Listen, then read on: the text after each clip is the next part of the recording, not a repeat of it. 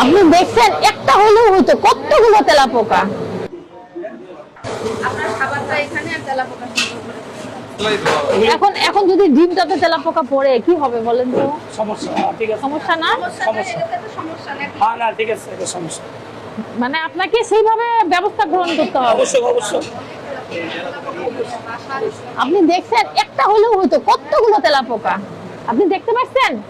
দেখতে পাইছেন? হ্যাঁ হ্যাঁ দেখতে পাচ্ছি। জিনিসটা কি ভালো রুচি হয় না বলেন? না না রুচি হয়?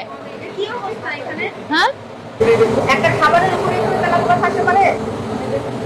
বলেন, আপনি আর আপনি মনে করছেন এটা কোনো সমস্যা না বড় ধরনের? আপনার এইটার জন্যই তো বন্ধ হয়ে যাবে প্রতিষ্ঠান। একদম ছোট ছোট এইটা একটা পলিথিনের ভিতরে চলে যাচ্ছে সব তেলাপোকা। একদম ছোট ছোট তেলাপোকা। কি অবস্থা আপনার? এইটা নিচেরটা বের করেন তো।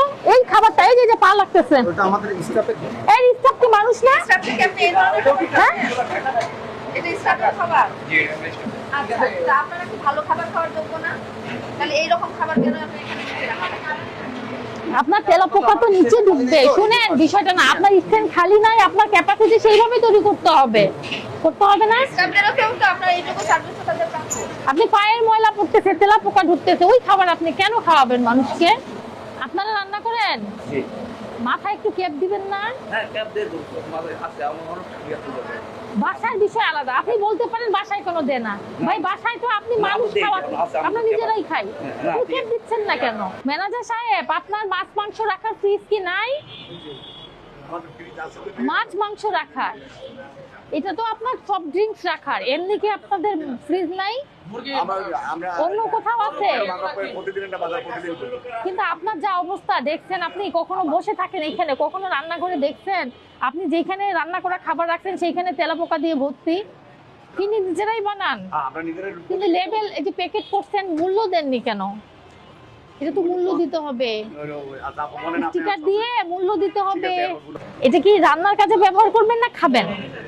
না রান্নার কাজে কোনো ব্যবহার হবে না। এটা কি টকি, এটা শিকের সাথে যে অফিসে সালাদ দেওয়া হয়, সালাদের সাথে তখন এটা দেন। এটা হচ্ছে আপনি পানির বোতলে রাখছেন, এটা তো মানুষ পানি খাবার পরে আপনি ওটা ওয়াশ করছেন কিনা জানি না, এটা ওয়াশ করার, এগুলো ওয়ান টাইম, এগুলোতে আসলে ওয়াশ করেন আর না করেন এগুলোতে এইভাবে রাখার নিয়ম না। শিকের চাপাগুলো হবে না। আপনি নতুন মানে বোতল কিনে আনবেন এবং সেখানে স্টিকার দিয়ে মেয়াদ দিয়ে দিবেন। ঠিক আছে আপনার আপনি সবচেয়ে বড় আপনার যে অপরাধ সেটা হচ্ছে আপনার রান্না করা খাবারের পাশে প্রচুর তেলাপোকা।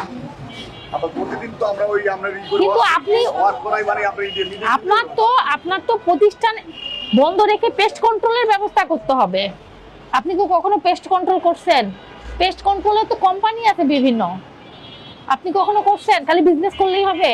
আপনি পেস্ট কন্ট্রোল না করলে তো আপনার তেলাপোকা যাবে না। ঠিক আছে আপনি আমার আপনার খাবারের সাথে তেলাপোকা খাওয়াচ্ছেন মানুষকে, মানুষ দেখলে এগুলো খাবে? আপনাকে পেস্ট কন্ট্রোল করতে হবে, বুঝেছেন? আপনার প্রত্যেকটা জায়গায় তেলাপোকা। প্রতিষ্ঠান আর আপনি একদিন দুদিন বন্ধ রাখবেন, তলায় যেখানে আপনি তেলাপোকা ভর্তি। এখানে তো অস্বাস্থ্যকর বললে মানে পুরাটাই অস্বাস্থ্যকর হয়ে গেছে। আপনার প্রতিষ্ঠান বন্ধ রেখে আপনি পেস্ট কন্ট্রোল করবেন। শুনেন, আপনাকে সতর্কতামূলক এই যাবে দেখেন। আপনি কি করবেন?